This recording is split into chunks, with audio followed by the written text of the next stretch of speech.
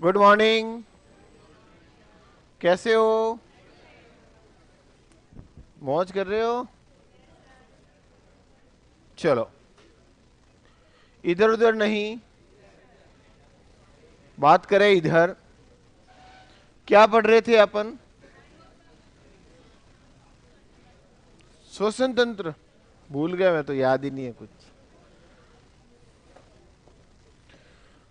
Topic चल रहा है श्वसन तंत्र। लगभग हो गया ना किसको तो? लास्ट दौर में चल रहा था ना, जिसमें हमने सबसे लास्ट बिंदु पढ़ा था गैसों का परिवहन। यही पढ़ा था ना। और गैसें दो होती है। पहला हमने पढ़ा O2 का परिवहन। और ऑक्सीजन का परिवहन दो प्रकार से होता है। और एक होता है मित्रों प्लाज्मा द्वारा, और दूसरा होता है हीमोग्लोबिन द्वारा। प्लाज्मा द्वारा होता है लगभग 1 से 2-3%, और 95 से 97% होता है हीमोग्लोबिन द्वारा। यहां तक हम लोगों ने पढ़ा था, सही है। लिखो अगला CO2 का परिवहन, कार्बन डाइऑक्साइड है भाई। हाँ, रोग लिखा दिया था, वो एक्स्ट्रा पॉइंट हो गया। बढ़े आगे। लिखो मित्रों CO2 का परिवहन, कार्बन डाइऑक्साइड। दूसरा पॉइंट, पहला किसका परिवहन था? ऑक्सीजन का। अब लिखो CO2 का परिवहन करना।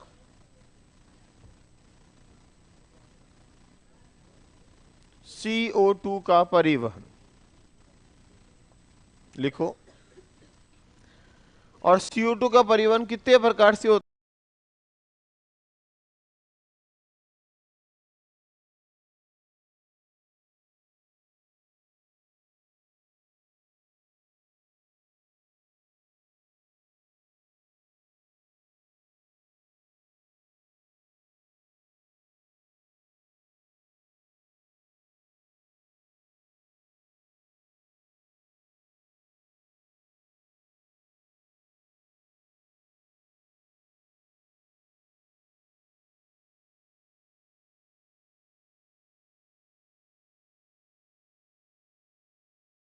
वो होगा आपके कार्बोनेट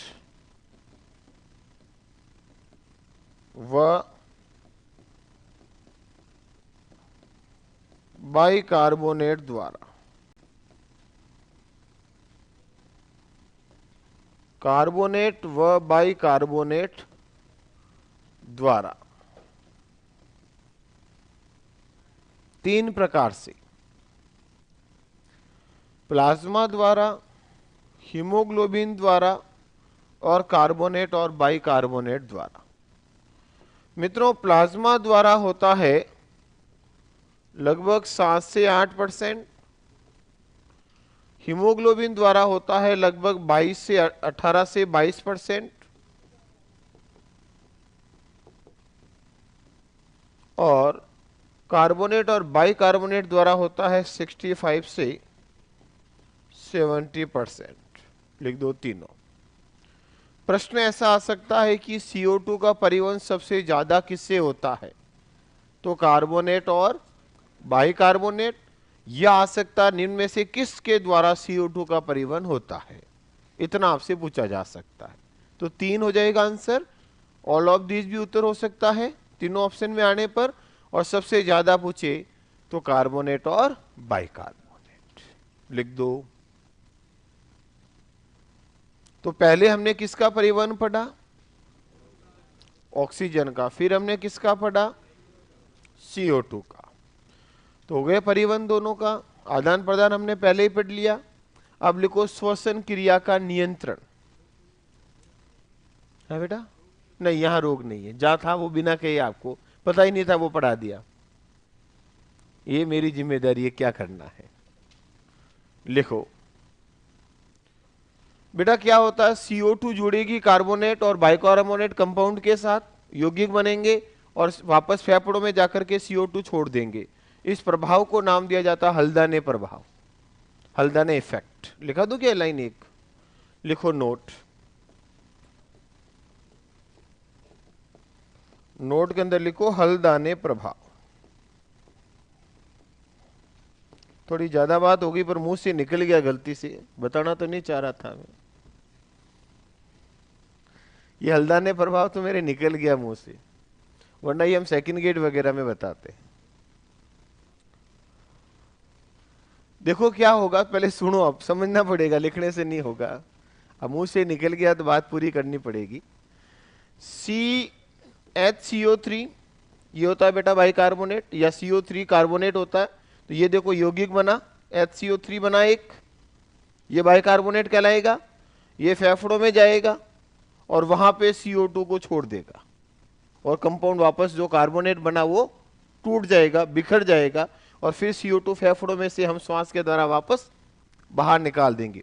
तो इस प्रकार कार्बोनेट और बाइकार्बोनेट यौगिक बनते हैं जो रक्त के अंदर बनते हैं, और इन यौगिकों के द्वारा रक्त चलता, तो यौगिक चलते चलते फेफड़ों तक आते हैं, और यहाँ पर ऑक्सीजन, ये CO2 है, इसको छोड़ के वापस बिखर जाते हैं। तो कार्बनिक यौगिकों के द्वारा CO2 को फेफड़ों में ले जाकर छोड़ना, विघटित होना, टूट जाना कहलाता है हल्दाने प्रभाव। लिखो, कार्बनिक यौगिकों द्वारा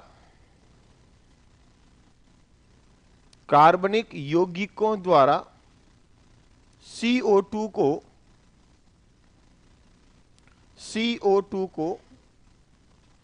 फेफड़ों में ले जाकर, CO2 को फेफड़ों में ले जाकर छोड़ देना, फेफड़ों में ले जाकर छोड़ देना हल्दाने प्रभाव कहलाता है। फेफड़ों में ले जाकर छोड़ देना हल्दाने प्रभाव कहलाता है। तो ये हो गया मित्रों हल्दाने इफेक्ट। क्लियर? नेक्स्ट, तो पहले हमने किसका प्रभाव पढ़ा? O2 का परिवहन, और फिर हमने किसका पढ़ लिया? CO2 का।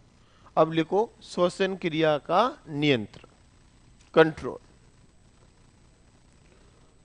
हाँ जी, पंखा करो भाई। ओके ओके ओके मित्रों, तुरंत सुन लिया और तुरंत मैंने आगे फॉरवर्ड कर दी आपकी प्रॉब्लम, और तुरंत इसके ऊपर एक्शन भी हो जाएगा। बस मैंने ये सोचा कि आराम से चल रही है क्लास, आराम से आप हाँ में हाँ मिला रहे हो, और अचानक से क्या बोलने लग गए हो। तब ठा पड़ी कि आपको तपरा है। तपरा तो ये गरम गरम वाले खोल दो ना, स्वेटर उतार दो। चलो इधर उधर नहीं, इधर जितनी बात करेंगे उतनी फालतू बात होगी। और अभी एक नवाचार शुरू हो रहा है, जैसे शनिवार को हर बार एक स्पेशल क्लास हो रही है MCQ की, तो ये सभी सब्जेक्ट की होगी। ठीक है ना? जैसे आपकी हुई ना अभी, जैसे ये, तो जैसे जैसे समय गुजरता जाएगा तो आपकी प्रैक्टिस और अच्छी होती जाएगी। तो पहले सब्जेक्ट को अच्छा तैयार करें, फिर प्रश्नों की प्रैक्टिस करें। पहले पढ़ें अपन, नहीं तो प्रश्न करने का मजा नहीं आएगा। और बेटा कोई भी कमियां रहेगी तो हम प्रश्नों के माध्यम से और अच्छे तैयार करने का प्रयास करेंगे। चलो, तो श्वसन क्रिया का नियंत्रण कौन करता बताओ? है भाई? अरे नियंत्रण किसके द्वारा होगा? चलो इधर देखो, ढंग से सुनना। सबसे पहले नॉर्मल पूछे तो कौन करेगा? मस्तिष्क के अंदर पूछे तो कौन सा भाग? Medulla oblongata. कौन करेगा बेटा?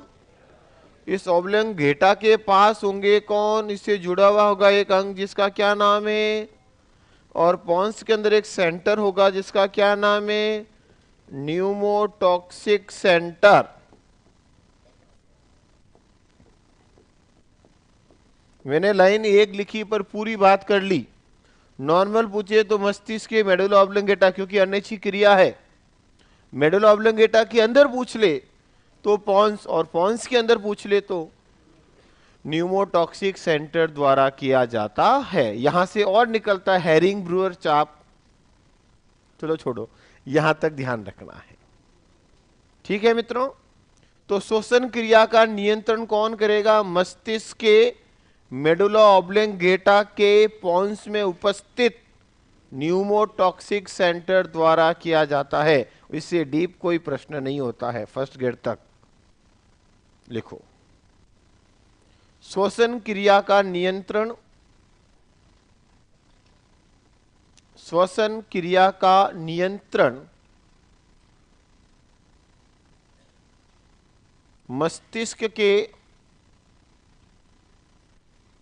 श्वसन क्रिया का नियंत्रण मस्तिष्क के मेडुला ऑब्लोंगेटा के, मस्तिष्क के, मैंने कुछ भी नहीं बोला भाई, नाम बोला है। मेडुला ऑब्लोंगेटा के पोन्स में उपस्थित, साथ में लिखा हुआ हेल्प हो जाएगी ना, ऑब्लोंगेटा के पोन्स में उपस्थित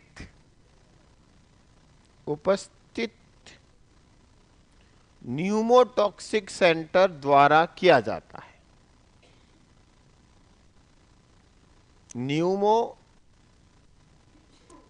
पोन्स के न्यूमोटॉक्सिक सेंटर द्वारा किया जाता है। सिंपल से सिंपल हो गया और डीप से डीप हो गया, दोनों चीजें लिखा दी आपको। ऑप्शन में अगर ये नहीं हो न्यूमोटॉक्सिक सेंटर होगा, नहीं तो पोन्स, नहीं तो, और सभी एक साथ होंगे ऐसा संभव नहीं है, क्योंकि सभी उत्तर एक दूसरे का भाग है, कनेक्शन है। चलो, ये होगी आपके श्वसन की सभी बातें। श्वसन से संबंधित पूरी बातें हमने, फेफड़ों का परिचय वगैरह पहले लिख लिया था। श्वसन के दो प्रकार हमने पहले पढ़ लिए, श्वसन की अवस्था पढ़ ली, अंतः श्वसन, बहिश्वसन, उच्च श्वसन पढ़ लिया, बाहरी, आंतरिक और कोशिकीय पढ़ लिया, गैसों का परिवहन पढ़ लिया, कुपिका और रक्त वाहिनी में CO2 O2 का परिवहन पढ़ लिया। यानी कि सब चीजें, बेसिक बातें हमने अच्छे से कर ली है। अब नोट लगा के 2-3 शब्द लिखेंगे, नोट करके मैं शब्द लिखाऊंगा और शब्द की डेफिनेशन लिखाऊंगा। लिखो, पहला शब्द लिखो बेटा, ज्वारीय आयतन। लिखो, ज्वारीय आयतन, टाइडल वॉल्यूम। ज्वारीय आयतन, ये सभी चीजें आपके 12th की किताब में दी हुई है, वहां से मैं पढ़ा रहा हूं, NCERT। ज्वारीय आयतन क्या है मित्रों? सामान्य अवस्था में हम जितनी गैस ग्रहण करते हैं और छोड़ते हैं, इस वायु के आयतन को अपन ज्वारीय आयतन कहते हैं। सामान्य अवस्था में ग्रहण की गई और ली गई वायु के आयतन को क्या कहा जाता है? ज्वारीय आयतन, जो होता है 500 ml। लिखो, सामान्य अवस्था में, सामान्य अवस्था में ग्रहण की गई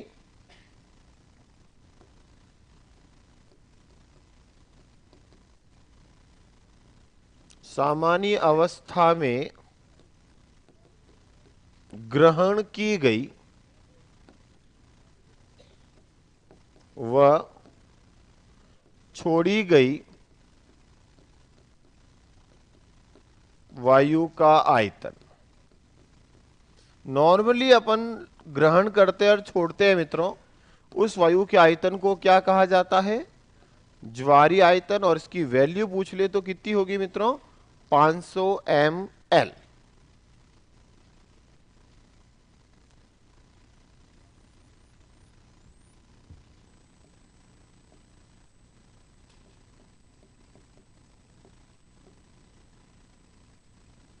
अगला लिखो बेटा,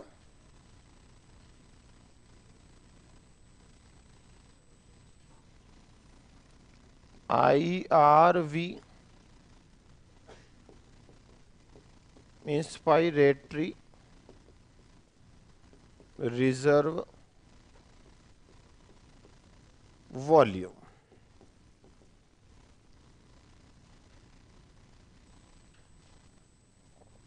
हाँ, हिंदी में लिखना है ना, तो इंग्लिश में चला लोगे? चला लोगे? ठीक है। निश्वसित आरक्षित आयतन। चला लोगे तब तो और क्या चाहिए मेरे को। शॉर्ट में बोलते हैं मित्रों IRV। अच्छा लिख दिया मैंने, ठीक। निश्वसित आरक्षित आयतन IRV क्या होता है, कोई बता सकते हैं इसको? बलपूर्वक ग्रहण की गई वायु का आयतन। देखो, एक तो नॉर्मली मैं श्वास ले रहा हूं और एक में जितना जोर लगा के अपन वायु भर सकते हैं, बलपूर्वक जोर लगा के फेफड़ों में भरी गई वायु का आयतन क्या कहलाएगा? IRV। कितनी होती है? 3000 ml। लिखो, लिखो, बलपूर्वक जोर लगाकर, बलपूर्वक फेफड़ों में भरी गई, बलपूर्वक फेफड़ों में भरी गई वायु का आयतन।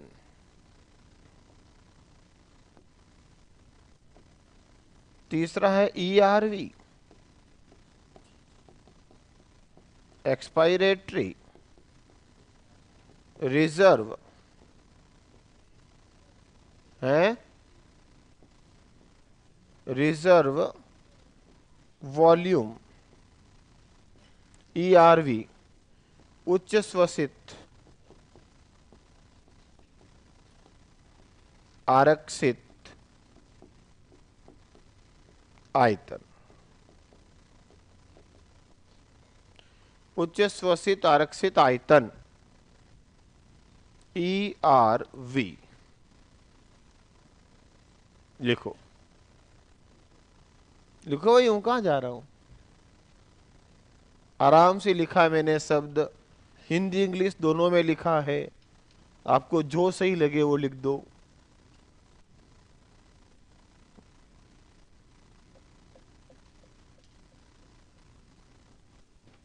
क्या बोलेंगे इसको? बलपूर्वक छोड़ी गई वायु। जो लगा के छोड़ते हो ना, लिखो, बलपूर्वक छोड़ी गई वायु का आयतन।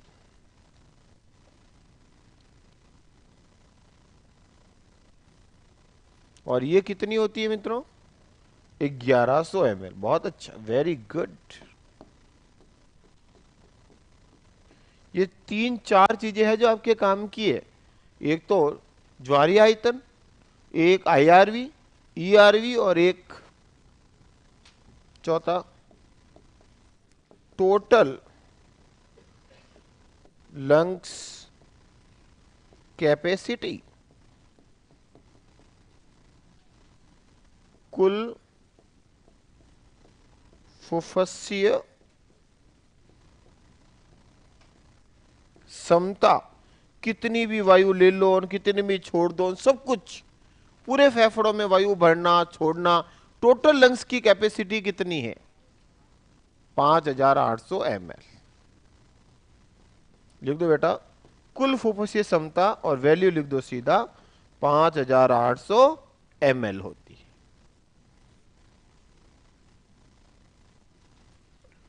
5800 ml।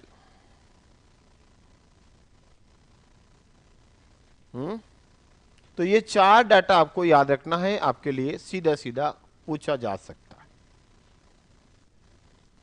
नॉर्मल अवस्था में ली गई छोड़ी गई ज्वारीय आयतन 500 ml होता है। बलपूर्वक ग्रहण की गई 3000 ml, बलपूर्वक छोड़ी गई 1100 ml, और टोटल लंग्स कैपेसिटी होती है, वो होती है 5800 ml। और अवशेषी आयतन पूछ लो बेटा, हमने छोड़ दी, ले ली, तो पीछे की चीज बचती है 1200 ml। लिख दो एक लाइन, लिखो, अवशेषी आयतन, अवशेषी, क्या बोला मैंने? अवशेषी आयतन छोड़ने के बाद पीछे कितनी वायु हमेशा फेफड़ों में रहती है, और अवशेषी आयतन है कितनी बोली मैंने, 1200 ml। ये तो चांस कम है पूछने के, ये चारों ज्यादा चांस है, पर पूछने वाला कुछ भी पूछ सकता है, ये कंपटीशन है साहब। या तो आप जितना पढ़ सकते हो पढ़िए, क्योंकि हमें भी नहीं पता क्या पूछेगा। हम तो topic, subject, point two point syllabus पढ़ सकते। तो ये हो गया मित्रों आपके फेफड़ों से संबंधित कुछ आयतन जो आपको याद रखने हैं। अब लिखो श्वसन संबंधी रोग। श्वास से रिलेटेड कुछ डिजीज पढ़ते हैं। श्वसन लिखना है क्या? लो सा, लिखो सा, हम लिखाने के लिए तो आए हैं। और भला आप नहीं लिखो फिर ऐसे कैसे चलेगा? अरे कोशिका को पढ़ लिया, अच्छे से रिवाइज कर लिया ना? करो बेटा, कोशिश करने वालों की हार नहीं होती, और केवल बड़ी बड़ी बातें करने से नैया पार नहीं होती। पढ़ना तो पढ़ेगा। कई बार ऐसी रातें गुजरनी चाहिए जो पता ही नहीं चलेगा कि सवेरा हो गया क्या, चलो क्लास लेके आके सुबह ही सोएंगे, शाम को, दोपहर को ही सोएंगे। हुआ ना ऐसा कभी? तो कब होगा? एग्जाम के बाद। चलो ठीक है। अरे ये क्या हो रहा है? अरे तुम चाहते क्या हो? सिलेक्शन। यस। चलो इधर, मैं किसकी बात कर रहा हूं? सिलेक्शन की। इसके लिए हमें क्या करना पड़ेगा? तो लिखो, फिर पढ़ो। लिखो श्वसन संबंधी रोग। बहुत दिन हो गए हैं। कितने दिन बाद मिले अपन? 4-5 दिन हो गए हैं। अच्छा, कहाँ हुए 4-5 दिन? संडे, मंडे, ट्यूसडे, वेडनेसडे हो गए यार। चलो, तो हम किसकी बात कर रहे हैं? श्वसन संबंधी रोगों की बात कर रहे हैं। पहला रोग लिखो, अस्थमा या दमा। पहला रोग का नाम लिखो अस्थमा, या इसी को क्या बोलते हैं अपन? दमा। अस्थमा या दमा की बात करते हैं। सबसे पहले नाम लिख के रुकना बेटा, एक एक रोग को आराम से समझेंगे, फिर एक साथ एक एक को लिखेंगे। कोई दिक्कत तो लिखना मत, नाम लिख के छोड़ देना। समझते हैं, थोड़ा सा देखते हैं, याद करने का प्रयास करते हैं। सबसे पहले अस्थमा क्या होता है, दमा क्या होता, सुना होगा इसके बारे में। मित्रों, यह एक एलर्जिक डिजीज है। It is allergic disease. हमेशा ध्यान रखना, अस्थमा या दमा जो होता है, यह हमेशा किसकी वजह से होता है? एलर्जी की वजह से होता है। एलर्जी का रोग है। अब आपको एलर्जी किसी से भी हो सकती है। वो धूल के कणों से हो सकती है, वो ठंड से हो सकती है, ठंडी वायु जाने से हो सकती है, पराकणों से हो सकती है, गेहूं से हो सकती है। कईयों को गेहूं से एलर्जी होती है। कई महिलाएं गेहूं का काम नहीं कर सकती, उनको एकदम छींक, खांसी, त्वचा लाल, कई सारे लक्षण। गेहूं में एक एसिड होता है ग्लूटामिक, उसकी वजह से होती है। तो किसी वजह से हो सकती है, और इसका सबसे बेस्ट इलाज तो यही है, जिससे एलर्जी होती है उससे दूर हो जाओ। पहले पता लगाओ किससे हो रही है और उससे दूरी बना लो, सबसे बढ़िया इलाज। मित्रों, इसमें क्या होता है? श्वसनी का नाम सुनोगा आपने। उस श्वसनिकाओं में क्या आ जाती है? सूजन, जिससे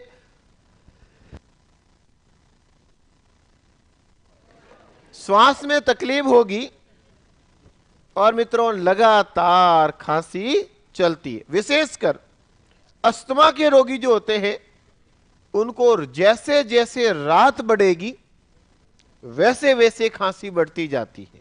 दिन में एकदम मस्त और व्यस्त और फ्री, रात होते ही शुरू। और जैसे जैसे रात बढ़ेगी, ठंड बढ़ेगी, वैसे वैसे खांसी बढ़ेगी। क्यों? क्योंकि मित्रों उनके अंदर कफ जमता है, और जैसे जैसे रात बढ़ती है, ठंड होती है, तो कफ ठंडा होकर पानी बनता है, और पानी की बूंदें टपक टपक टपकेगी नीचे, तो श्वास नली सूजी हुई है, वो ब्लॉक होने जैसी होगी, तो उनका दम घुटेगा और उनको खांसी चलती है। और श्वास के सभी रोगों का एक ही इलाज है, ज्यादा याद करो, ब्रोंकियोडाइलेटर। याद आया ना? वही, हाँ वही, उसको क्या नाम दिया मैंने? ब्रोंकियोडाइलेटर। और साथ में दवाई देती है कौन सी? अब सभी श्वास के रोगों का इलाज यही है, इसलिए मैं सब में नहीं लिखा कि एक में लिखा दिया। तो पहला रोग हो गया कौन सा? अस्थमा या दमा। दूसरा रोग है मित्रों, उसको हम कहते हैं एम्फाइसीमा। कौन सी सीमा? एम्फाइसीमा। जो लोग सीमा क्रॉस कर लेते हैं स्मोकिंग की, उसके अंदर होता है एम्फाइसीमा। याद रह जाएगा। यानी कि एम्फाइसीमा एक इंपॉर्टेंट डिजीज है, चर्चा कह दो तो भी काम का है, पर्चा में अक्सर आ जाता है। जो लोग बहुत ज्यादा स्मोक करते हैं, धूम्रपान करते हैं, उनके अंदर होता है ये अत्यधिक स्मोकिंग, या हिंदी में क्या बोलेंगे? धूम्रपान। सही लिखा मैंने? अत्यधिक धूम्रपान करने से होता है। और इसमें फेफड़ों की कुप्पी का, सुना नाम आपने कुप्पी का, जिसको हमने क्या नाम दिया था? एल्वियोलाई। लास्ट अंगूर के गुच्छे जैसे ग्रुप थे, याद करो। उस एल्वियोलाई डैमेज हो जाती है, तो गैसों के आदान प्रदान में दिक्कत रहती है, और ऐसे व्यक्तियों में लगातार खांसी चलेगी और श्वास में तकलीफ होगी, तो रोग होगा कौन सा? एम्फाइसीमा। तो कितने रोग पढ़ लिए हमने? कौन कौन सा मित्रों? अस्थमा, और दूसरा कौन सा? तीसरा रोग है मित्रों फेफड़ों का, श्वसन का, वो है सिलिकोसिस। कौन सा रोग? देखो भाई, जो चीज मीडियम आती है वो हम नहीं करते हैं, हम भी मोदी जी से सीखते हैं। तुमने टीबी बोला तो मैंने सिलिकोसिस लिख दिया।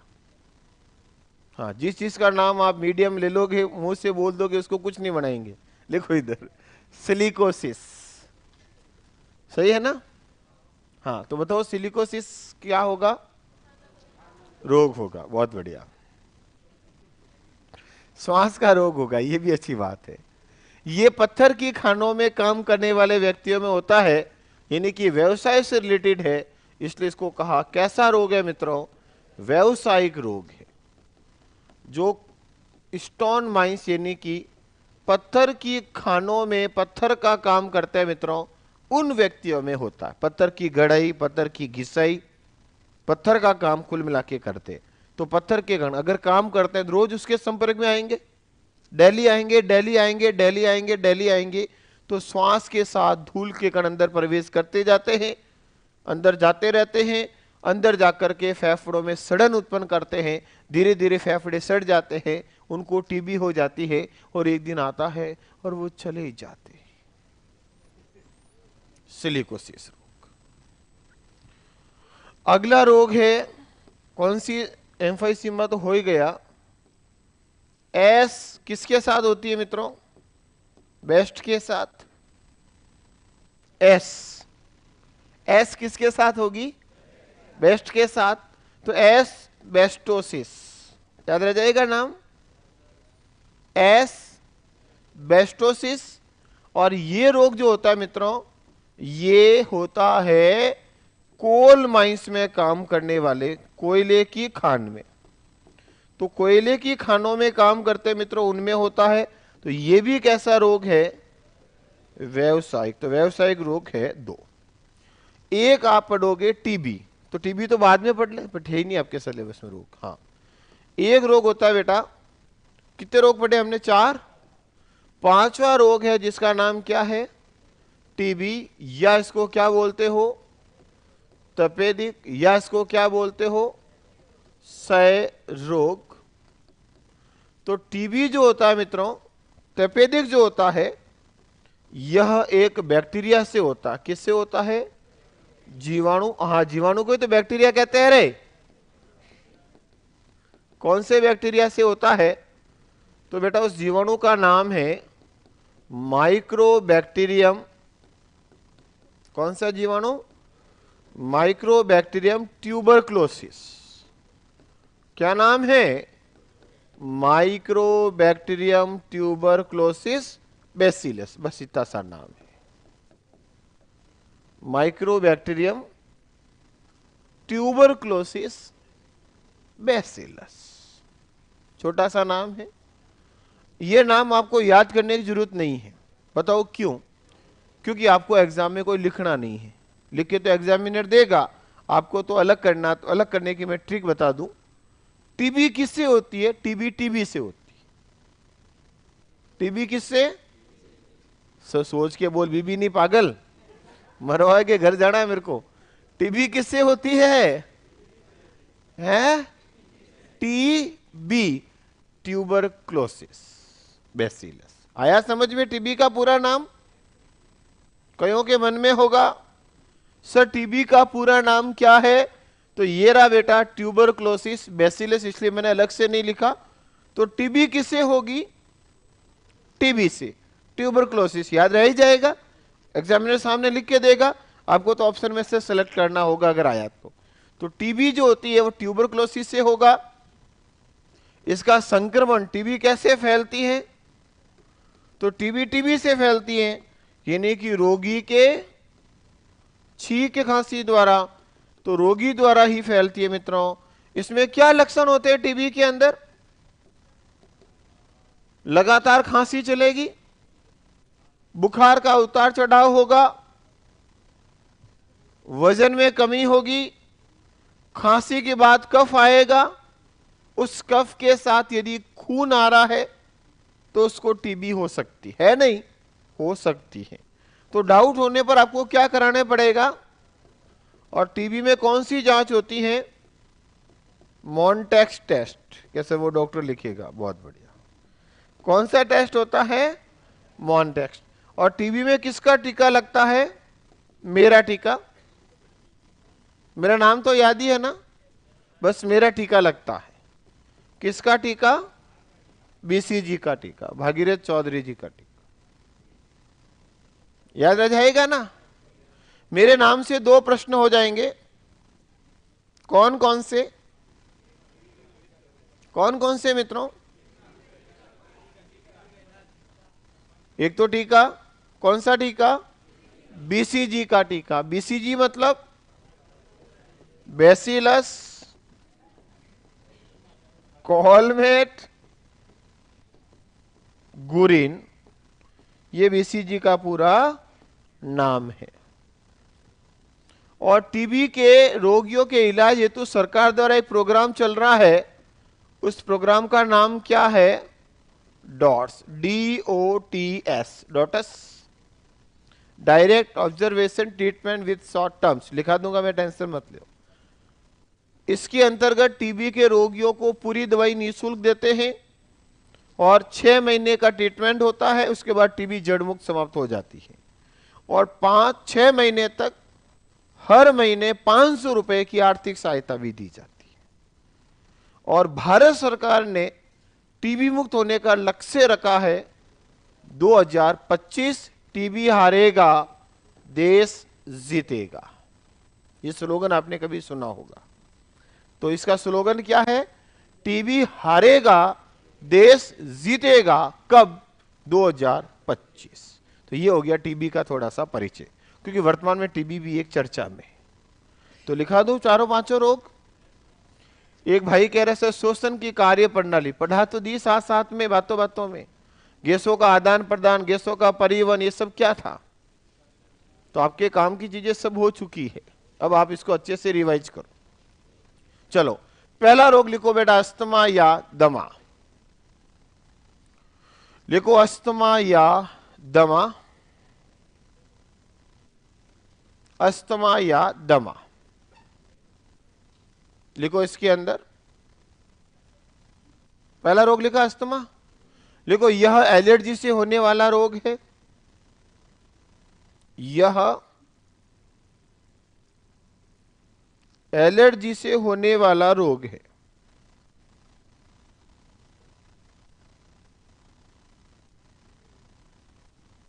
किससे होगा मित्रों? एलर्जी से। इसमें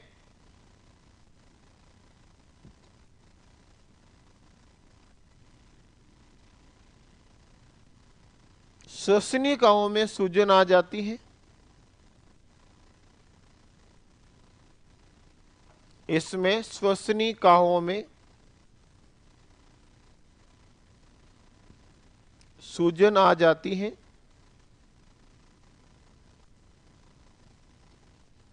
इसमें श्वसनिकाओं में सूजन आ जाती है, जिससे श्वास में तकलीफ,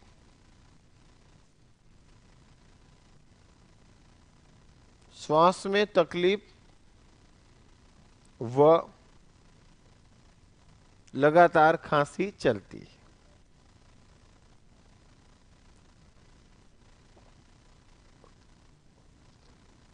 श्वास में दिक्कत होगी और लगातार खांसी चलेगी। दूसरा लिखो, इसका उपचार लिख दो बेटा, ब्रोंकियोडाइलेटर और एंटीबायोटिक। उपचार भी लिखी दो, इसमें सबका अंदर यही होगा। फिर उपचार,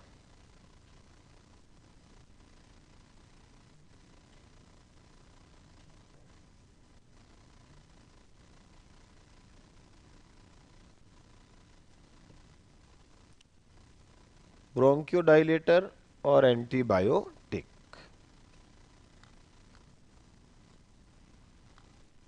फिर अगला रोग लिखो एम्फाइसीमा।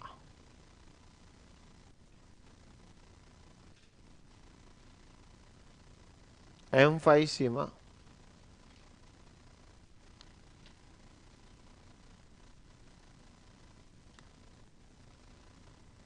एम्फाइसीमा लिखा।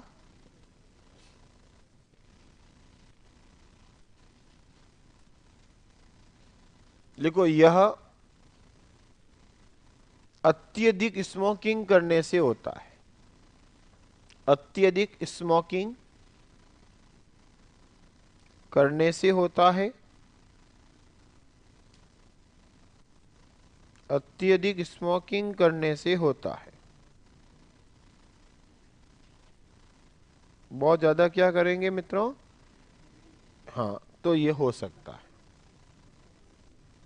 जी।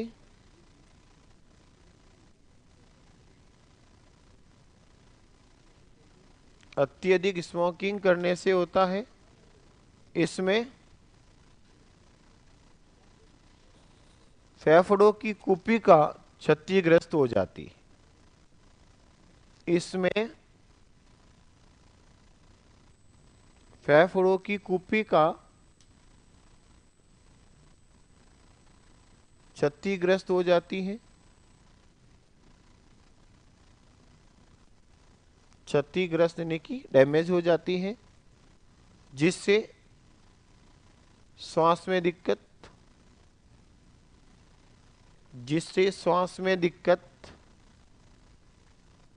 व लगातार खांसी चलती है।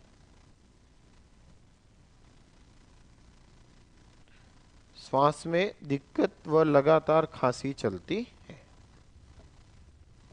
दोनों हो गए। तीसरा लिखो, सिलिकोसिस।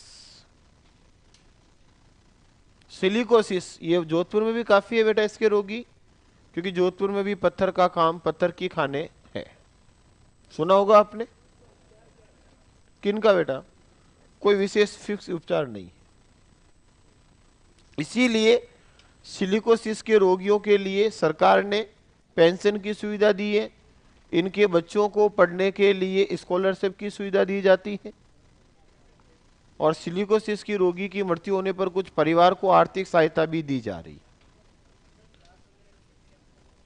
जांच तो पत्थर की खानों में काम करते हैं, लगभग उनके अंदर खांसी चलेगी, लगातार दिक्कत होगी तो डॉक्टर के पास जाएगा।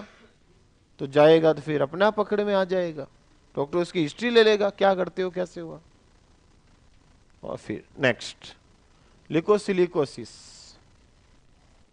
और मित्रों, जो पत्थर की खानों में काम कर रहे हैं, पत्थर के ऊपर डिजाइन बना रहे हैं, उसमें जैसे जैसे उम्र बढ़ रही है तो उम्र बढ़ के साथ जो भी इसके कारीगर है 90% वो इस टीबी के मरीज है। क्योंकि ये होता ही होता है। क्योंकि आप कितना भी मुंह बांध दो, ऐसे बारीक कण क्रॉस करके भी निकल जाते हैं जिसे हम नग्न आंखों से नहीं देख सकते। एक पत्थर के ऊपर डिजाइन बना रहा है, कभी आप उसके पास बैठा देखा? घर में काम कर चल रहा हो मान लो आपके घर का, तो आपके घर पे तो महीना 2 महीना 3 महीना काम चल रहा, तो भी आपको इतनी धूल मिट्टी लगती है, और तो जिंदगी भर उसी के साथ रहता है। नेक्स्ट लिखो, पत्थर की खानों में काम करने वाले व्यक्तियों में होता है फेफड़ों में सड़न हो जाती है। पत्थर की खानों में, वही जो बोला यार, ऐसे मजाक मत करो, इधर देखो वापस। मैं किसकी बात कर रहा हूं बेटा? सिलिकोसिस। इसमें पॉइंट बना के लिख दो भले ही। पहला पॉइंट लिखा, पत्थर की खानों में काम करने वाले व्यक्ति में होता है। हाँ, व्यक्ति जो भी काम करेगा उसमें। अभी मत कहना महिला में नहीं होगा, क्या बात है? व्यवसाय से संबंधित। तुम्हारा कोई भरोसा नहीं है, कोई प्रश्न आ सकता है। दूसरा लिखो, इसमें फेफड़ों में सड़न हो जाती है। फेफड़े सड़ जाते हैं। और टीबी में भी क्या होता है? फेफड़े सड़ जाते हैं। बस सेम चीज हो गई, फेफड़ों में सड़न हो जाती है। लिख दे मेरे भाई। मास्टर साहब, ज्यादा दिक्कत हो रही है क्या? ब्रोंकियोडायलेटर लाऊं क्या? नेक्स्ट लिख दो बेटा, ये व्यावसायिक रोग है, व्यवसाय से संबंधित है, व्यावसायिक रोग है। हाँ जी, ओके डन हो गया। सिलिकोसिस। तो अगला लिखो एस्बेस्टोसिस।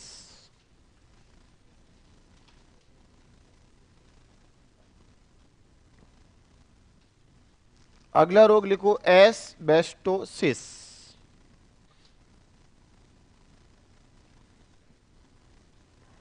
एस्बेस्टोसिस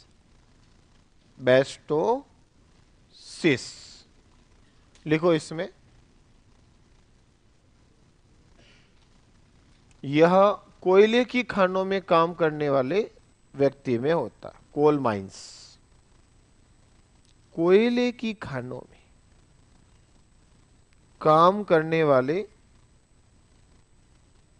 व्यक्तियों में होता है।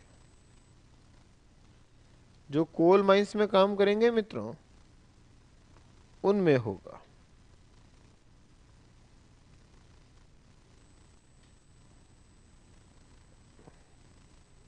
लिख दिया। और ये भी व्यवसायिक रोग है भाई। कोयले की खान में काम करो तो उसका व्यवसाय हो गया। प्रश्न ऐसा भी आ सकता है, इनमें से कौन सा रोग व्यवसायिक है? लिखो अगला पांचवा रोग, टीबी, तपेदिक या क्षय रोग।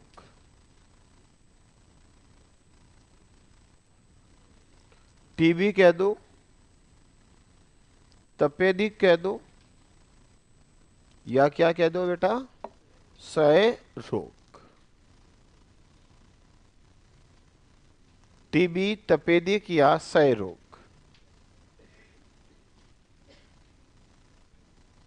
लिखो रोग कारक या जीवाणु लिख दो, कौन सा है? ट्यूबरक्लोसिस, माइक्रोबैक्टीरियम ट्यूबरक्लोसिस बैसिलस, पूरा लिख दो। जीवाणु का नाम लिख दो।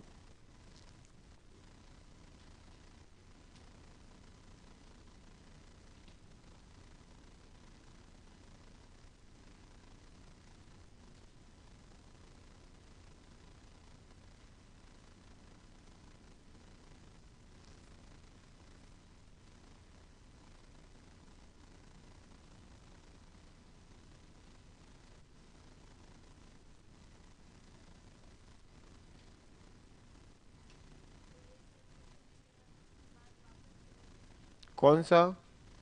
नहीं, कोई जरूरी नहीं है कि वापस होगा। अगर एक बार आपने पूरा ट्रीटमेंट ले लिया ढंग से 6 महीने का, तो बिल्कुल ये जड़ से समाप्त हो जाएगा, वापस नहीं होगा। 100% अगर आपने सही ढंग से ट्रीटमेंट लिया तो खत्म होगा। तभी तो हम टीबी को हराएंगे, नहीं तो कैसे हराएंगे? वो अलग चीज है। मैंने क्या बोला, अगर आपको पता चला कि टीबी है और आपने डॉक्टर की सलाह से पूरा ट्रीटमेंट लिया है, तो 100% टीबी मुक्त होंगे। अब मान लो आपके फेफड़े 90% खराब हो गए, तो डॉक्टर भी क्या करे, वो एक अलग चीज है। पर आपको सही समय पर तुरंत इलाज दिलाना चाहिए, जो भी मरीज है उसको।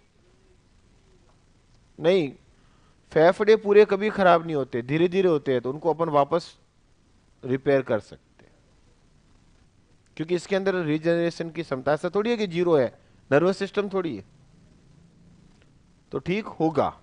बस ये ध्यान रखना, कंडीशन अलग अलग होती है।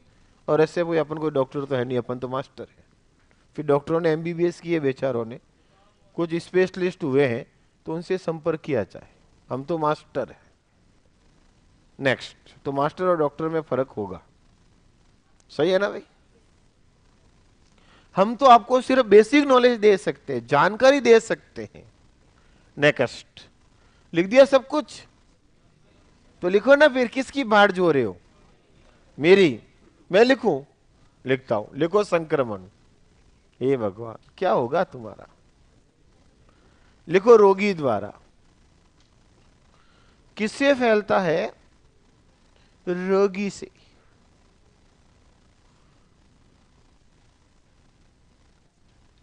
रोगी द्वारा। लक्षण क्या? लक्षण नहीं, सॉरी, क्या लक्षण होंगे, तो इसको हम कहेंगे टीबी हो सकती है। गलती से निकल गया लक्षण। खांसी होगी, बेचारे जुकाम हो गया, कहे टीबी उधर उधर है। खांसी होना टीबी नहीं है, टीबी में खांसी होती है। लिखो, लगातार खांसी। बस बस, प्रैक्टिकल नहीं करना है। लगातार खांसी, कॉमा, कफ के साथ खून, ये मैन है इसका। कफ आता ना, कफ, उसके साथ खून। कफ, कफ बलगम, चाय वाला कप नहीं, कफ के साथ खून। लिख दिया, कफ के साथ खून। बुखार का उतार चढ़ाव, बुखार आएगा जाएगा, आएगा जाएगा, और हो सकता है लेकर भी चला जाए। बुखार का उतार चढ़ाव। और मेन, वेट लॉस, वजन में कमी होती है टीबी के मरीज में। वजन में कमी। नॉर्मली कभी भी हमें बुखार आता है तो वजन कम नहीं होगा, और इसमें रोगी का वजन धीरे धीरे गिरता जाता है। ये कुछ लक्षण है जो होने पर, टीबी नहीं हो तो कोई दिक्कत नहीं। आपको क्या करानी चाहिए? जांच। और कौन सी जांच? लिखो जांच, मॉन्टेक्स टेस्ट। Mantoux, Mantoux. कौन सा टेस्ट होगा? मॉन्टेक्स। लिख दी जांच। लिखो टीका, बीसीजी का टीका। याद रह जाएगा टीका। मेरे नाम से 2 प्रश्न हो जाएंगे। जल में कौन सा विटामिन घुलता है? बी और सी, बीसी। और टीका कौन सा लगता है टीबी में? बीसीजी का, दोनों।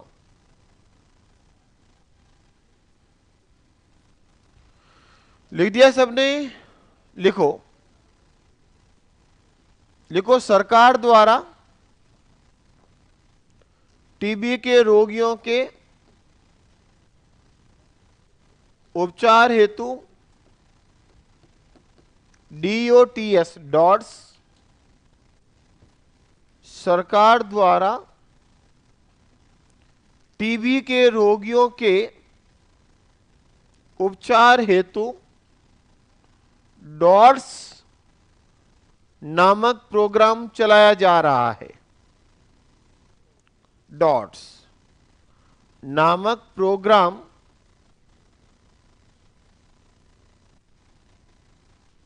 चलाया जा रहा है,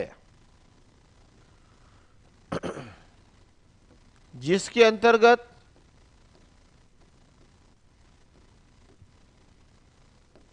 डॉट्स नामक प्रोग्राम चलाया जा रहा है जिसके अंतर्गत टीबी के रोगियों का निःशुल्क उपचार, टीबी के रोगियों का निःशुल्क उपचार तथा 500 रुपए प्रति माह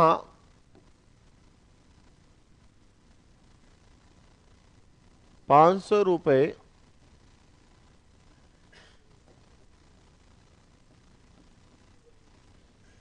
रुपए प्रति माह 6 महीने तक दिए जाते हैं। अब ध्यान रखना, ये 6 महीने 500 रुपए जो मैंने लिखाए हैं ये पिछले बजट की राशि है। इस बजट में राशि बढ़ा दे घटा दे तो आपको डाटा चेंज करना पड़ सकता है। ये करंट का डाटा है, ध्यान रखना, और करंट बदल सकता है, कोई गारंटी नहीं है मेरी।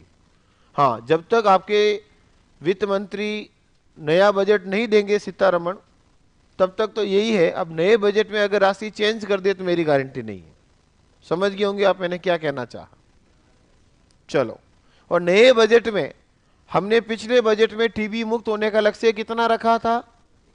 2025 तक हम 500 रुपए देख करके इसको मुक्त कर लेंगे, दवाई देख करके, ये हमारा टारगेट था। इस बजट में बढ़ा दे तो ये 25 चेंज हो सकती है और वही रखे तो वही रह सकती है। तो बेटा करंट डाटा के ऊपर कभी भी ध्यान रखना, आपको खुद को ध्यान रखना पड़ेगा। कोई तकलीफ इसमें अगर है तो भी मिटानी पड़ेगी पढ़कर, क्योंकि करंट बदल जाए तो कोई गारंटी नहीं है। क्योंकि बजट से पहले पढ़ा रहा हूं, बाद पढ़ाऊं तो मेरी गलती है।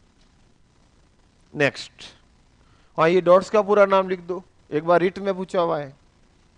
डॉट्स का पूरा नाम किस में पूछा हुआ है? रीट में, सेकंड लेवल के अंदर साइंस में। 18 में पूछा था डॉट्स का पूरा नाम, क्योंकि बीच में 2 साल खराब हो गए थे कोरोना की वजह से, इसलिए बढ़ने के चांस हैं। कोरोना के दौरान इलाज नहीं हुआ था, प्रभावित हुआ था।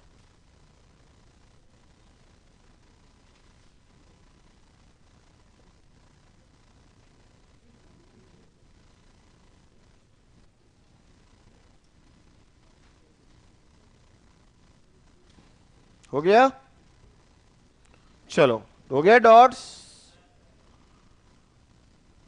नेक्स्ट, एक रोग और लिख दे लगे हाथ, निमोनिया। ये भी श्वास से संबंधित बच्चों का रोग है। लिखो न्यूमोनिया।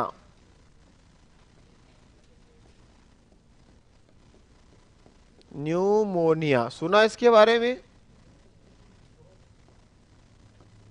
ये भी कैसा रोग है? जीवाणु से होने वाला है, और जीवाणु को बोला जाता है डिप्लोकोकस या स्ट्रेप्टोकोकस।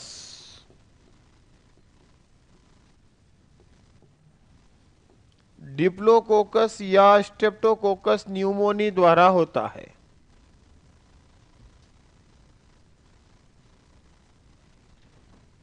डिप्लोकोकस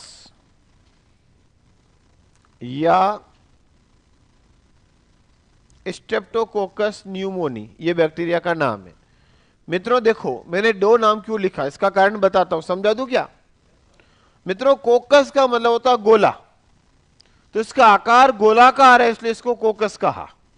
और जब 2 जीवाणु एक साथ होंगे तो क्या नाम दे दिया? डिप्लो।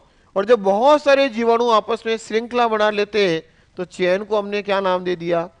स्ट्रेप्टो। तो शुरुआती अवस्था होती है डिप्लो, और धीरे धीरे बैक्टीरिया बढ़ने पर हो जाता है स्ट्रेप्टो। समझ में आ गया? तो ये तो अवस्था का नाम है, बाकी बैक्टीरिया कोकस है।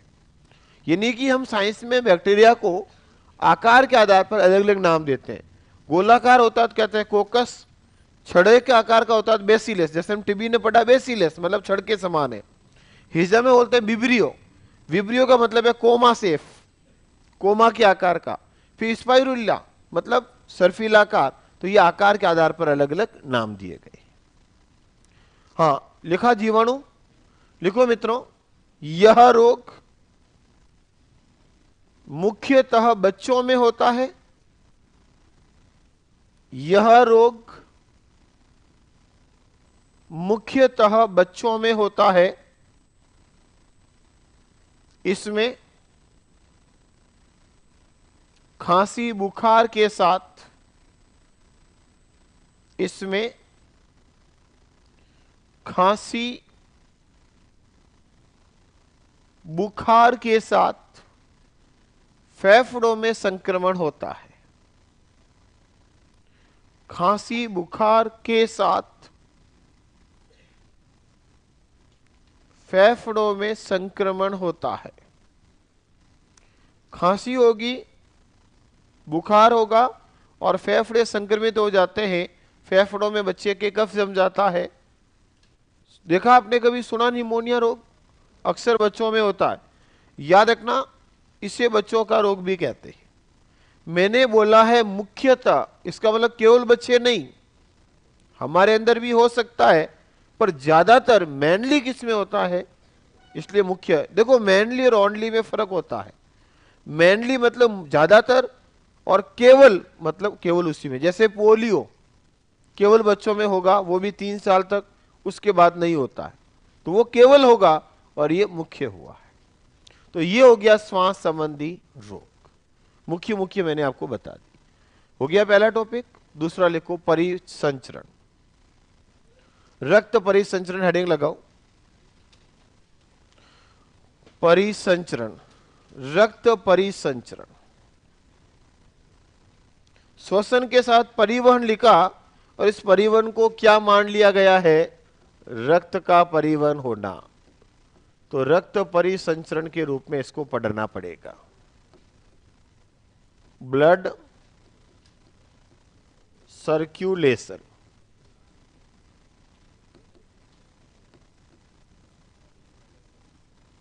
क्या हुआ? कोई दिक्कत? बोले तो फिर लिखे। प्रॉब्लम है तो तुरंत बात करें, नहीं तो तुरंत आगे बढ़े। मित्रों, परिसंचरण देना चाहिए था, पर परिवहन दिया, प्रश्न परिसंचरण से पूछा। इसलिए पढ़ने के लिए हमें नंबर लाने के लिए पढ़ना पड़ेगा। पिछला प्रश्न पूछा था रक्त को जमने से कौन रोकता? हिपेरिन। तो वो किसका प्रश्न हुआ? रक्त का ही तो हुआ। इसका मतलब रक्त परिसंचरण पढ़ना पड़ेगा। तो ब्लड सर्कुलेशन को ज्यादा हाईफाई तो नहीं, पर आपके प्रश्न के लायक तो 10th क्लास के पूरा मैटर तो मुझे कवर करना ही पड़ेगा। और चूंकि आपके पास अभी बहुत अच्छा मौका है एक एक टॉपिक को तैयार करने का, एग्जाम का भी कोई बर्डन नहीं है, तो अच्छे से कोई टॉपिक किसी हालत में नहीं छोड़ना, भले ज्यादा पढ़ना पड़े। सबसे पहला शब्द है, मित्रों मैं थोड़ा सा आपको गहराई में भी जा रहा हूं, कहीं कहीं देखा होगा आपने। कोई प्रॉब्लम तो नहीं है ना इससे? थोड़ा खुल के भी पढ़ा रहा हूं, चलेगा ना? सिलेक्टिव नहीं चल रहा हूं मैं इस बार। कोई दिक्कत? जानबूझ के कहीं गहराई कुछ शब्द नए भी मिले होंगे, चलेगा ना? थोड़ा मेहनत करेंगे, मिलकर पढ़ेंगे। फर्स्ट डे मैंने यही बोला था। हाँ, मिलकर होगा भी। मैं पढ़ाऊं और आप घर जाके याद करोगे तो काम का, नहीं तो क्या मतलब है? मिलकर ही पढ़ना पड़ेगा। कक्षा कक्ष संप्रेषण आपने पढ़ा है, शिक्षण विद्या आपने पढ़ी है। कक्षा कक्ष में संप्रेषण जो होता, कम्युनिकेशन, वो शिक्षक और शिक्षार्थी मिलकर करते हैं, तभी सूचनाओं का आदान प्रदान होगा और विषय वस्तु छात्रों तक सही ढंग से पहुंचेगी। नहीं तो कक्षा कक्ष क्या है? एक संप्रेषण ही तो है, जिसको हम कौन सा संप्रेषण कहते हैं? लोक संप्रेषण। 3 प्रकार का संप्रेषण होता है। एक होता है अंतर्वैयक्तिक, 2 या 2 से अधिक व्यक्ति आपस में बैठ करके विचारों का आदान प्रदान करते हैं। जैसे मैं पढ़ा के निकलूं और आप आपस में बातें करो, तो 2 से 2 ज्यादा लोग आपस में विचार विमर्श कर रहे हो, डेट इज अंतर्वैयक्तिक। एक होता है अंतरावैयक्तिक। आपकी जिंदगी के अंदर मित्रों कई बार ऐसे पल आते हैं जिसमें आप खुद से ही प्रश्न करके खुद ही उत्तर देते हो। मेरा सिलेक्शन होगा, नहीं होगा, ये जियोग्राफी सही नहीं पढ़ा रहा, नहीं ठीक पढ़ा रहा, नहीं यार इससे प्रश्न आएगा कि नहीं आएगा, नहीं ये साइंस वाला क्या कर रहा है। खुद ही प्रश्न कर रहे हो और खुद ही उत्तर दे रहे हो, दैट इज अंतरावैयक्तिक। और एक होता है लोक संप्रेषण, जिसमें एक व्यक्ति बहुत सारे व्यक्तियों के समूह के साथ विचारों का आदान प्रदान करता है। इसको कक्षा कक्ष संप्रेषण मैं कर रहा हूं आपके साथ, तो संप्रेषण तो होना चाहिए। ब्लड सर्कुलेशन, सबसे पहला लिखो एंजियोलॉजी।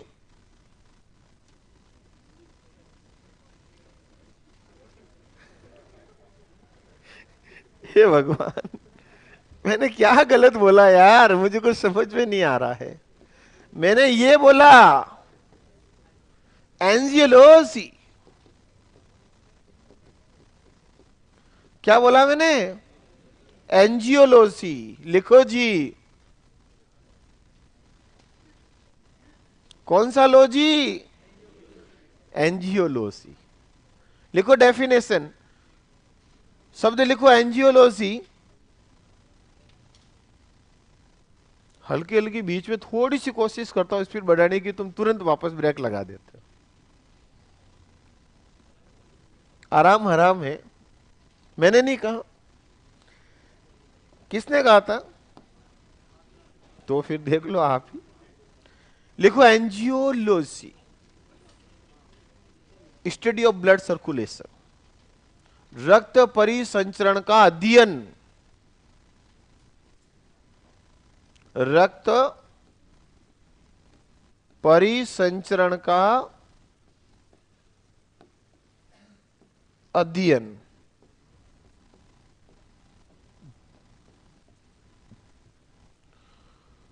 तो आपसे प्रश्न पूछ ले कि रक्त परिसंचरण का अध्ययन क्या कहलाता है, तो आपका उत्तर क्या हो जाएगा मित्रों? एंजियोलॉजी। ठीक है जी। लिखो फादर ऑफ एंजियोलॉजी, एंजियोलॉजी का पिता। पिताजी किसके? एंजियोलॉजी के पिताजी कहा जाता है?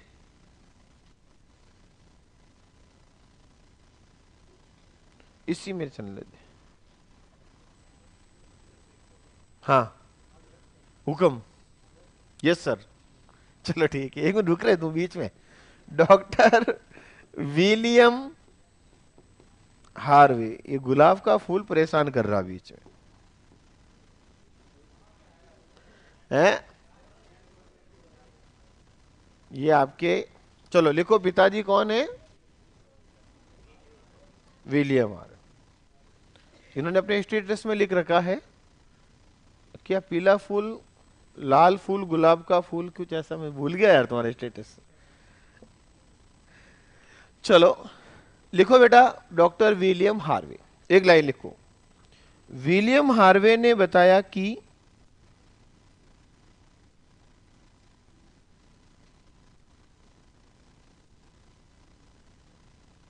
विलियम हार्वे ने बताया कि मनुष्य में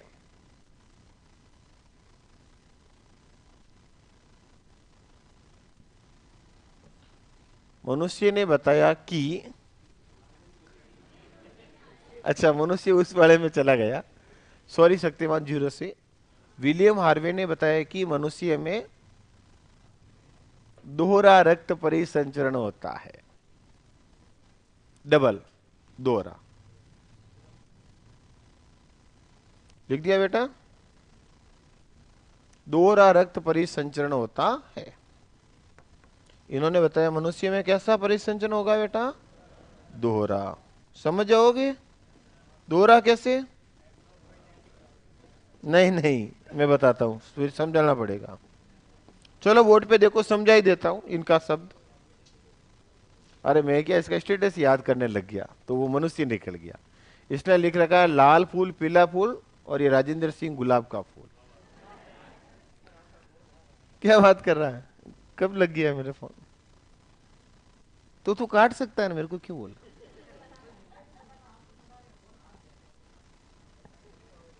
कैसे लग गया तेरे को? फोन तो बड़ा, मैंने हाथ ही नहीं लगाया। हाँ, उस समय इसका टच हो गया होगा ना। सॉरी शक्तिमान।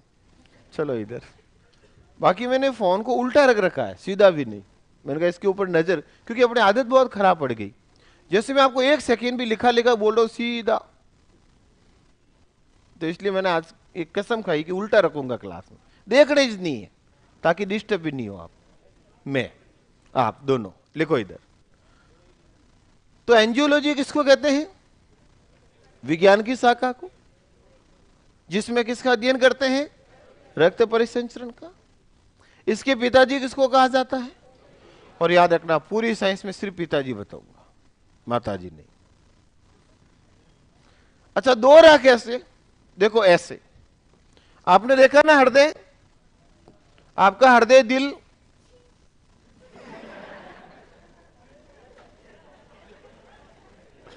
ये तो जोक संजोक बैठ गए। अच्छा, आपका जो हृदय होता है, इस हृदय में कितने कक्ष होते हैं? 4। इधर उधर नहीं, इधर। क्या सोच के आए हो आज है? अरे अपने दिल में कौन रहता है? इतना सोच रहे हो। अरे कोई नहीं रहता है, खून। हृदय के अंदर कौन रहता है? खून रहता। कोई और रहेगा तो बेचारा खून कहां जाएगा? तो अंदर कौन है? खून। और दिल पे राज कौन करता है?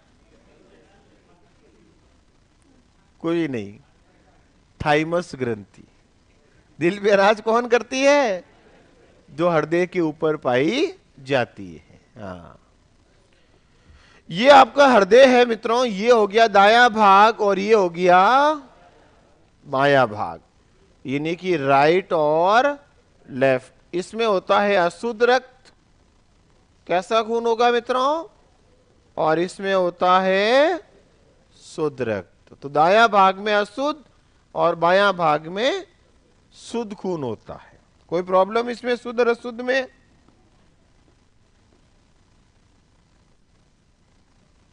क्या रे?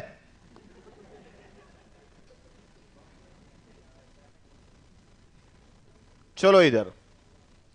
सबसे पहले प्यारे विद्यार्थियों,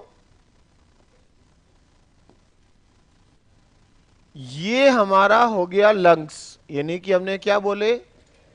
फेफड़े यहां पड़े। कहां पड़े? शरीर के अंदर। यहां से एक नली निकलती है और अशुद्ध खून लेकर जाती है कहां पर मित्रों? इसको कहते हैं फुफ्फुसीय। क्या कहते हैं? फुफ्फुसीय, सीरा। और सीरा होते हुए भी खून कैसा होगा? बीरा। अरे खून ले जाने वाली कभी सीरा नहीं होती है। कौन होती है? और इसमें धमनी होते हुए भी खून कैसा है? अशुद्ध। और यहां खून में मिलेगी कौन? ऑक्सीजन। और खून शुद्ध होके वापस इधर आएगा। इसको कहेंगे पल्मोनरी। इंग्लिश लिख दिया मैंने, हिंदी में कहते हैं इसको भी फुफ्फुसीय सीरा। ठीक है ना बीरा? और सीरा होते हुए भी बीरा, इसमें खून कैसा हो जाएगा? शुद्ध रक्त। जबकि होना कैसा चाहिए था? अशुद्ध। और यहां से शुद्ध खून इधर आएगा और मित्रों यहां से एक नली निकलेगी और वापस जाएगी अंगों के अंदर, और ये अंगों में शुद्ध खून की सप्लाई करेगी। और इसको कहते हैं महाधमनी। कौन सी धमनी? और यहां से मित्रों वापस जितना भी आपका अशुद्ध खून होगा वो वापस आएगा इधर। तो देखो एक बार वापस अच्छे से समझना। अब सबसे पहले हमारे पूरे शरीर का ब्लड सर्कुलेशन क्या होता है? अगर आप मेरे से प्रश्न पूछो तो इसका उत्तर भी देता हूं। हमारे शरीर में होता है खून, जिसको पंप करता है हृदय, और नली का धमनी सिरा होती है। ये पूरे शरीर में खून को लेकर जाती है, वापस लाती है। इस पूरे प्रक्रिया को हमने रक्त परिसंचरण कहा। यानी कि ये हृदय है, यहां से खून निकला और निकल करके अंगों में गया, अंगों में ऑक्सीजन काम में ले ली, CO2 मिला दी, वापस हृदय में आया। इस प्रक्रिया को रक्त परिसंचरण कहते हैं। तो ये 2 बार होता। 2 बार कैसे? पहले पूरा शुद्ध खून आया अंगों में, ये आया मित्रों, अंगों से शुद्ध अशुद्ध होकर वापस गया हृदय में, हृदय से वही खून गया फेफड़ों में, फेफड़ों में ऑक्सीजन मिलकर वापस आया हृदय में और वापस गया अंगों में। तो यही खून एक बार इधर और एक बार इधर कितनी बार पंप हुआ, इसलिए बोला दोहरा रक्त परिसंचरण। आया समझ में? तो ये है रक्त परिसंचरण, जिसमें मेन 4 भाग होते हैं। में मुख्य तो 3 होंगे, एक रक्त, दूसरा हृदय और तीसरा रक्त नलिका धमनी शिरा। ये मिलकर शरीर में खून को लाने ले जाने का काम करेंगे। हृदय इसको पंपिंग का काम करेगा। ये पूरा संचरण ही क्या कहलाता है? रक्त परिसंचरण। और ये मनुष्य में कैसा होता है? दोहरा। और ये दोहरे की खोज किसने की? डॉक्टर विलियम हार्वे साहब ने। इसलिए इसको हृदय का रक्त परिसंचरण का पिता माना जाता है। तो क्यों लिखा है नहीं, थोड़ा सा समझाया भी, कोई दिक्कत? बना लो तो फिर हो गया ना दोहरा। और ये हो गई आपकी सिराएं, वेंस।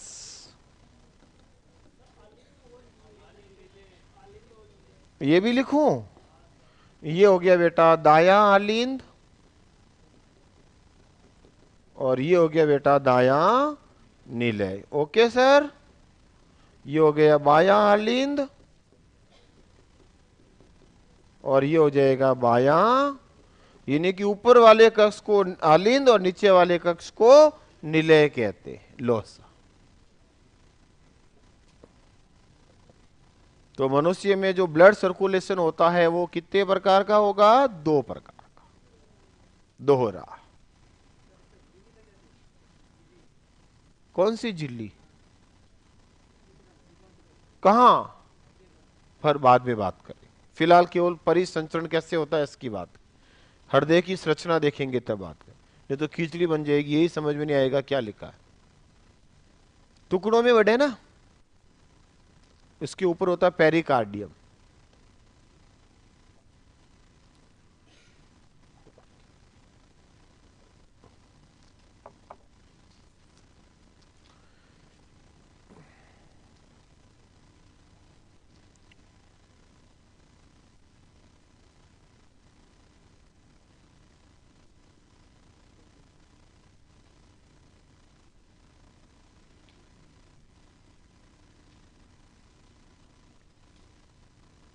हो गया सबका साथ? सबका साथ सबका विश्वास, और विश्वास होने पर क्या हो जाएगा? विकास।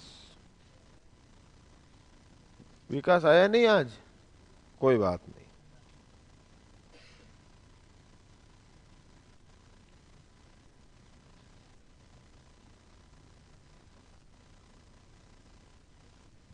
तो परिसंचरण कितने प्रकार का होगा मनुष्य में? कैसा होगा? डबल।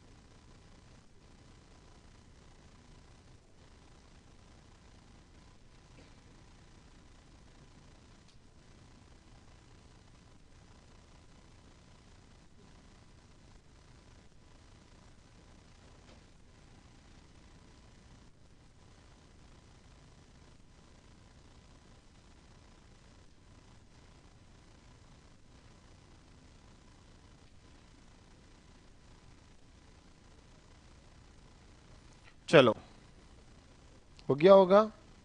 ऐसा कुछ था ही नहीं, केवल एक दो इधर यूं तार ही तो बनाने थे।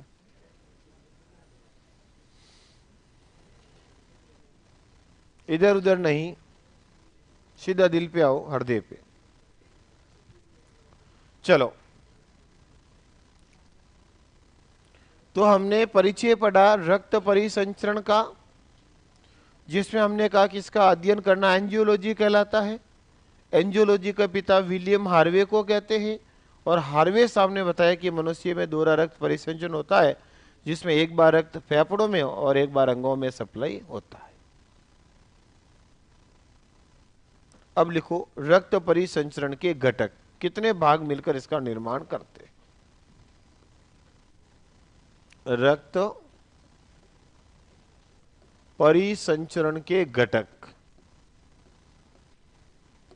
Components of blood circulation. घटक का मतलब समझते हैं ना, भाग।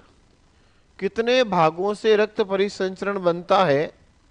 तो इसके घटक कितने होंगे मित्रों? 4। कौन कौन सा? एक तो होगी रक्त वाहिनियां और ब्लड वेसल्स, 2 होती है, आपको याद हो तो, आर्टरी और वेंस, धमनी और सिरा। दूसरा होगा खून खुद। तीसरा हो जाएगा हृदय, और चौथा पार्ट हो जाएगा लसिका। और लसिका को इंग्लिश में बोलते हैं लिम्फ, हार्ट और ब्लड और ब्लड वेसल्स।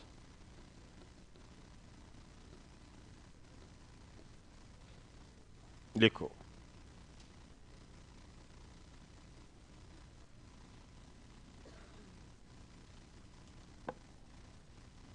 तो हम बात कर रहे हैं मित्रों रक्त वाहिनियां, रक्त, हृदय और लसिका। तो देखो, सबसे पहले धमनी सिरा होगी, जिसमें खून बहेगा, हृदय पंप करेगा, और कुछ खून छन करके अलग छोटी छोटी नलिकाओं में चला जाता है। उसी खून के भाग को अपन लसिका कहते हैं। तो इन चारों को पढ़ाऊंगा मैं आपको। पहले हम धमनी सिरा की बात करेंगे थोड़ी सी, फिर हम खून की बातें करेंगे, फिर हृदय, फिर लसिका। तो 4 भाग होंगे इसके, 4 पार्ट के अंदर तोड़ के इस टॉपिक को पढ़ाऊंगा। तो पहले हेडिंग लगाओ रक्त नलिका या रक्त वाहिनी। रक्त वाहिनी, 4 नाम लिख दिए। कौन कौन होंगे? रक्त वाहिनियां, रक्त, हृदय, लसिका। पहला लिखो रक्त वाहिनियां।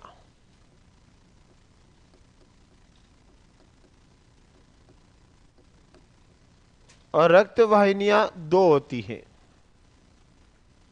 एक ये और एक ये। रक्त वाहिनियां 2 होगी, एक होगी मित्रों धमनियां, आर्टरीज,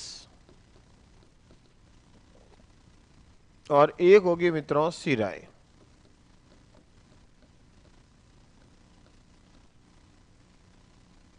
वेंस। धमनी और सिरा। चलो, सारणी बना के छोड़ दो। पहले पूरे दोनों में अंतर। एक बार प्रश्न आया था सी टेट के अंदर, जिसमें धमनी सिरा के 4 स्टेटमेंट लिखे थे, और प्रश्न पूछा था कि कौन सा कथन सही है। तो उन स्टेटमेंट को अपन दोनों के अंतर के रूप में लिख देते हैं, ताकि ऐसा क्वेश्चन या इसके जैसा रिपीट हो जाए तो आपसे हो जाना चाहिए। चलो बोर्ड पे देखना मित्रों, ऑक्सीजन भी परिवहन होगी तो कौन ले जाएगा? रक्त ही तो ले जा रहा है। याद करो, रक्त के अंदर ऑक्सीजन का परिवहन, CO2 का परिवहन, तो जोड़ के प्रश्न पूछ सकते हैं। सबसे पहले धमनी क्या होती है और सिरा क्या होती है? प्यारे विद्यार्थियों, ऐसी रक्त नली जो रक्त को हृदय से निकालकर अंगों में लेकर जाती है उसे हमेशा अपन धमनी कहते हैं। देख लो फुफ्फुसीय धमनी, आपके डायग्राम में देखो, खून हृदय से निकल रहा है और फेफड़े में जा रहा है, और अंग तो अंग ही है, फेफड़ा भी तो अंग ही है, इसलिए हमने उसको धमनी कहा, और धमनी होते भी खून अशुद्ध है इसलिए धमनी कह दिया। तो धमनी कहने का कारण समझ में आ गया। और लगभग सभी धमनियों में खून शुद्ध होगा, हृदय से निकल कर जाने वाला, लेकिन एकमात्र ऐसी धमनी है जिसमें अशुद्ध खून है। तो प्यारे मित्रों, पहली परिभाषा क्लियर। धमनी किसे कहते हैं? जो रक्त को कहां से निकालेगी? हृदय से, और कहां लेकर जाएगी? अंगों में। और सीरा इसकी उल्टी हो जाएगी वीरा, जो खून कहां से निकालेगी? अंगों से, और कहां लेकर जा रही है? हृदय में।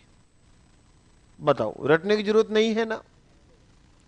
अब चूंकि देखो, धमनी उसको कहते हैं जो खून कहां से ले जा रही है, कहां ले जा रही है, तो खून जो हृदय से निकलेगा वो कैसा होगा? शुद्ध रक्त होगा। और यहां शुद्ध रक्त का मतलब क्या हुआ? ऑक्सीजनित, यानी कि ऐसा खून जिसमें ऑक्सीजन पर्याप्त मात्रा में होती है, तो वो हो जाएगा। इसीलिए धमनियों में खून कैसा होता है? शुद्ध। फेफड़ों से निकलेगा, हृदय से आएगा, हृदय के अंदर, याद करो। और यहां पर खून कैसा होगा मित्रों? अशुद्ध रक्त, यानी कि वी ऑक्सीजनित। लेकिन दोनों में एक एक अपवाद है। कौन सा अपवाद मित्रों? धमनी में कैसा अपवाद है? याद करो, पल्मोनरी, या हिंदी में हमने क्या नाम दिया? हिंदी इंग्लिश दोनों नाम लिख दिए। पल्मोनरी कह दो या फुफ्फुसीय धमनी कह दो।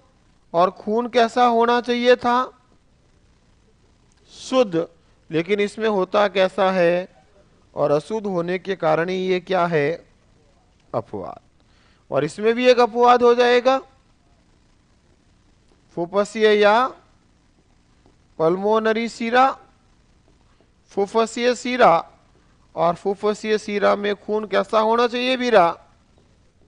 है अशुद्ध, लेकिन होता कैसा है? पहले यहां तक एक बार नोट कराएं।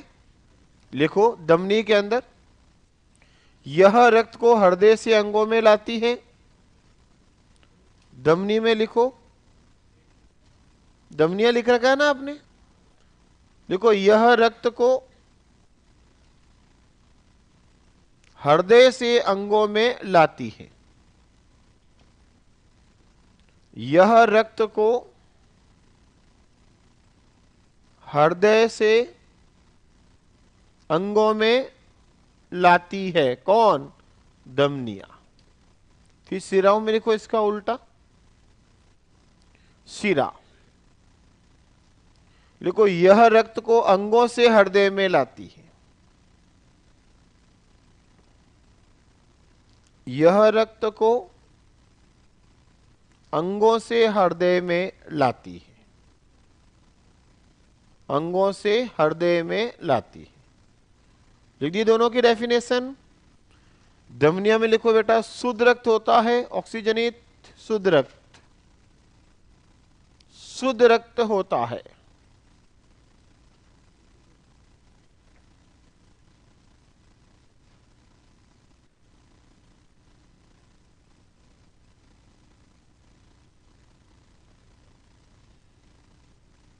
डिसलेक्सिया क्या होता है? ये तो साइको का रोग है ना, मेरा थोड़ी है।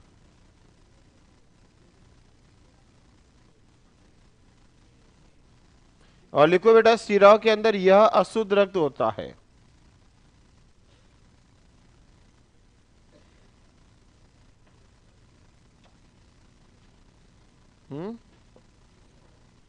और सिरा में लिखो बेटा, अशुद्ध रक्त होता है। लिख दिया। फिर धमनी में लिखो अपवाद। धमनी में अपवाद लिखो,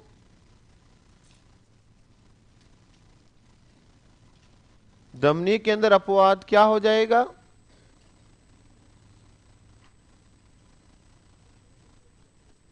लिखो पल्मोनरी या फुफ्फुस से धमनी में अशुद्ध रक्त होता है, और इसमें लिख दो बेटा पल्मोनरी या फुफ्फुस से शिरा में शुद्ध रक्त होता है।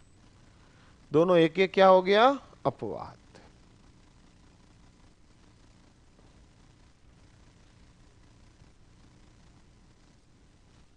धमनी और शिरा हो गया अपवाद दोनों।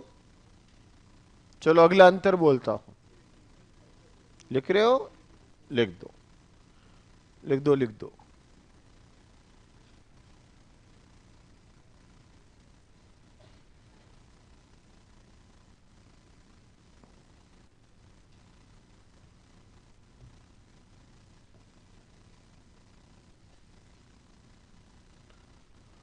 धमनी देखी आपने कभी, शिरा देखी? देखो आपकी स्किन के ऊपर आपको जितनी भी नलिकाएं दिख रही है सब शिराएं हैं, दिख रही है? तो शिरा हमेशा त्वचा की ऊपरी सतह में होती है और धमनी हमेशा, देखो इधर ये देखो दिख रही होगी थोड़ी हल्की, हाँ ब्लू कलर है वो शिरा है, और नीचे जो अंदर है वो धमनी होती है। हाँ अंदर अपने नहीं देखना। तो लिखो बेटा धमनी के अंदर त्वचा की गहराई में पाई जाती है,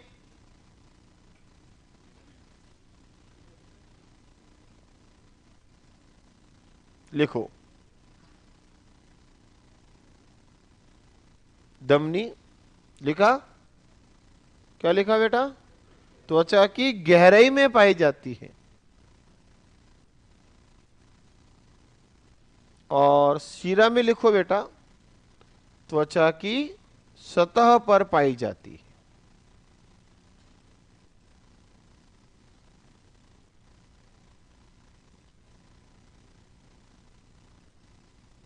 नेक्स्ट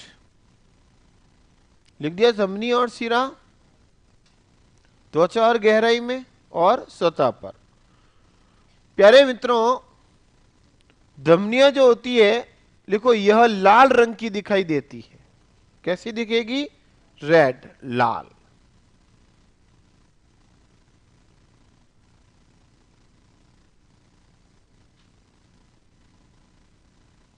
और शिरा में लिखो मित्रों नीले रंग की दिखाई देती है। दिखिए आपको नीला रंग,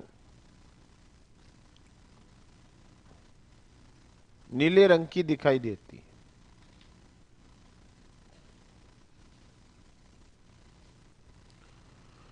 मित्रों धमनी में दाब ज्यादा होगा क्योंकि ब्लड जस्ट निकला है, इसलिए इसकी दीवार मोटी होगी और कपाट की आवश्यकता नहीं होगी।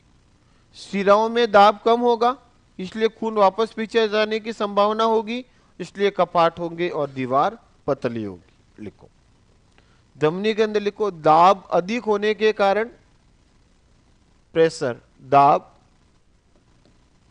अधिक होने के कारण दीवार मोटी होती है, दीवार वॉल है ना बेटा धमनी की, वो मोटी होती है किसकी तुलना में? शिरा की। दीवार मोटी होती है और कपाट नहीं पाए जाते। कपाट, वाल्व, कपाट नहीं पाए जाते। अभी बात करेंगे कपाट की, पहले एक बार लिख दो, कोई बात नहीं। नेक्स्ट लिखो शिरा में, बातें करो मोटी मोटी। शिरा में लिखो दाब कम होता है, प्रेशर कम होगा, दाब कम होता है, इसीलिए रक्त को पुनः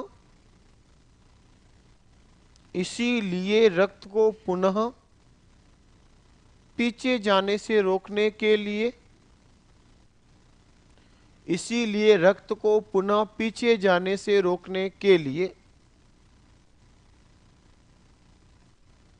कपाट पाए जाते हैं।